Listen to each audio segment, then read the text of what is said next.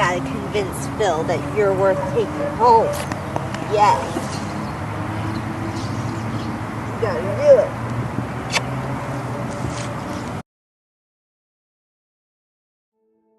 I think the most important thing for people to know about animal shelters is that the animals here are really no different than an animal that you would purchase from a pet store or from a breeder.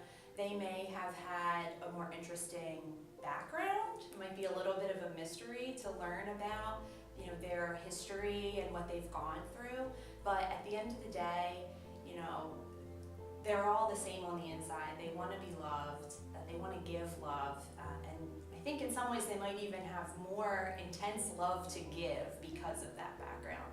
So just breaking the misconception that these animals are here because there's something wrong with them. Usually they're here through no fault of their own. It's just the cards that they've been dealt. So don't think of them as something wrong with them. Think of it as even going above and beyond to help that animal. And for every animal that you save from a shelter, you're saving 2 lives, because now we're able to go out and save another animal to put into their spot when they go home. So that's kind of the biggest thing that I would say about, I would like people to know about animals and shelters. This is Mo. I like to call him Momo.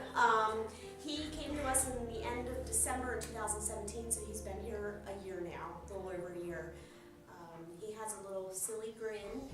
He apparently had an accident with a lawnmower before he came to us that took, or a portion of his jaw was taken. So they had to surgically correct that. So that's why he has that goofy grin that he has. He's a really easygoing dog.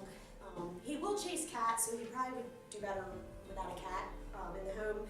And his dog is selective. It depends on the dog. The dog that can respect his space is usually fine with it. But because he's older, he's 8 years old, he's big, and he's a black dog, it's kind of like a lot of things working against him. They seem to be the least popular attributes and what adopters are looking for. So we think that's why he's been passed over, but he's a really great dog. He still has a lot of personality. Energy. He's energy, fun-loving, but he's also, lazy. He also is laid back and just doesn't seem to have a lot of care in the world. So he's kind of a good all-around dog. Oh, the people here work hard. They are tireless, and the animals need 24-hour care. It's, when there's a holiday, when there's bad weather, they're here taking care of them, and the more people that we can get in here to help them out, I think the better. The animals need our love and attention. Yeah. I had a 2-year-old cat before I adopted one from the SPCA. They don't always get along, but they tolerate each other. It was hard knowing, what to adopt, male, female, but the cat that I adopted from here is very laid back, and I knew that she would be good with my cat that was at home. I would adopt more if I could. I think the most important thing is that the people on the ground working in the shelters do a lot of hard work day to day. It's a very emotional job, but it's a very rewarding job.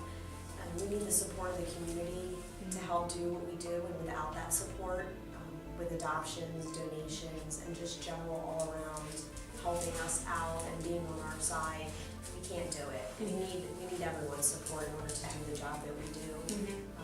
And education is important as well. Educating the public helps animals do better in the long run. There's overpopulation with dogs and cats in the country, so adopting rather than buying from a breeder helps with that. It also saves a life. My favorite part is seeing an animal transform from a terrible situation or not so healthy situation into a healthy, happy animal. But the absolute best is when they get adopted into a good home.